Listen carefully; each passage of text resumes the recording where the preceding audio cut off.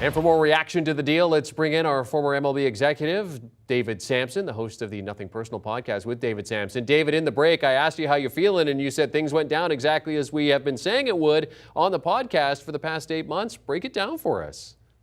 Yeah, I've just been telling people not to panic. Collective bargaining is a very complicated process, made more complicated by the existence of social media and the desire to get updates every 2 minutes. So we've all been pressing refresh on our Twitter and looking for breaking news, looking for any sort of up, any sort of down. And there's been panic out there. And the owners the entire time had a plan. They knew exactly how late they could get an agreement before having a full season. It turns out the players knew exactly how late they needed to agree to an agreement to have a full season. All of the back and forth that we went through, all of the bid, the ask, where's CBT, it all ended where it should. But I do have a few comments, if we have time, about where this deal ended up, Jeremy. Please, David, go ahead. The floor is yours, my friend. So the players had goals going into this. The first goal is they wanted to eliminate tanking. They felt as though that the more teams going for it, the better it is for free agents and the better it is for salaries to escalate. So they instituted something called the draft lottery. We know that from basketball and sticky envelopes and Patrick Ewing. Now in baseball, if you have the worst record in the game, you will not get the first pick. But in baseball, unlike football and basketball, the first pick is not guaranteed to succeed. And the first pick is often years away from helping, unlike the NBA and the NFL. Therefore, the thought of a draft lottery is something that we had contemplated for years in this game and was not a big give. And on top of that, it will not change the behavior of owners and GMs who feel the best thing is to rebuild. Second, the players wanted more money to younger players. Look what happened to the minimum. The minimum is now $700,000. That, when I first got in the game, it was a long time ago, I think it was in the 160s, the 180s. That is a huge increase for the young players. Next, they wanted to have no cap to what owners could spend on the high end. MLB said, we'll give you a higher CBT, which is like a salary cap. But if there's a Steve Cohen out there with the Mets, I have news for you. We're going to penalize him, and we're going to penalize him hard.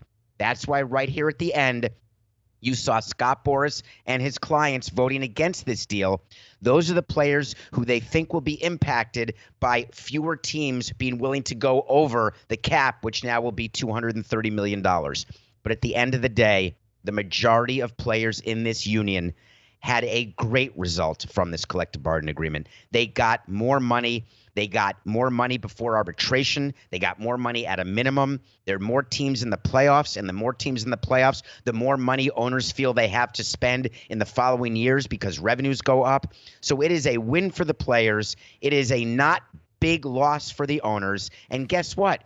We have a regular baseball season, and no one's going to remember all of this come pennant races in September. David, the next question I have for you is, where do the fans stand on this? Because of the fact that, Jim Bowden was saying that fans are actually one of the big winners of this deal. But, there's been a lot of anger from fans about the fact that these two sides have gone back and forth for 99 days without coming to a deal. So you say it's not going to matter when it comes to the pennant races, but what about when opening day rolls around? What do you think? How do you think the fans are going to respond?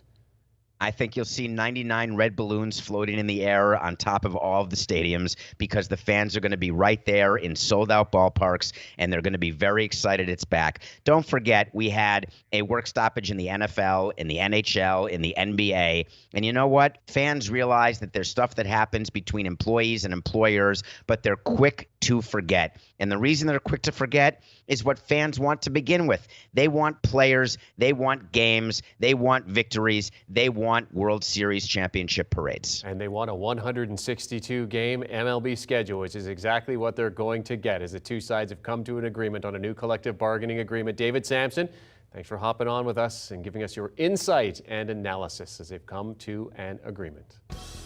And in terms of the odds to win the World Series, you're going to see this page quite frequently over the next little while because baseball is back, and we want you just as into it as we are. The Dodgers 6-1 favorites, the Astros at 9-1, Yankees, Mets, and Blue Jays at 11-1. And of course, if you want to hear more from David and his insight into this deal, I mean, as a former MLB executive, David knows the inside, outside, fan side, all sides of this game, and he presents it to you on the Nothing Personal podcast with David Samson. You can download and subscribe and follow wherever you get your podcast audio. You can also watch David on YouTube. Do you want a sports network that delivers everything that matters about the game? The highlights, the picks, the instant analysis, no yelling, no fake debates, no politics. Hit the subscribe button and never miss a moment.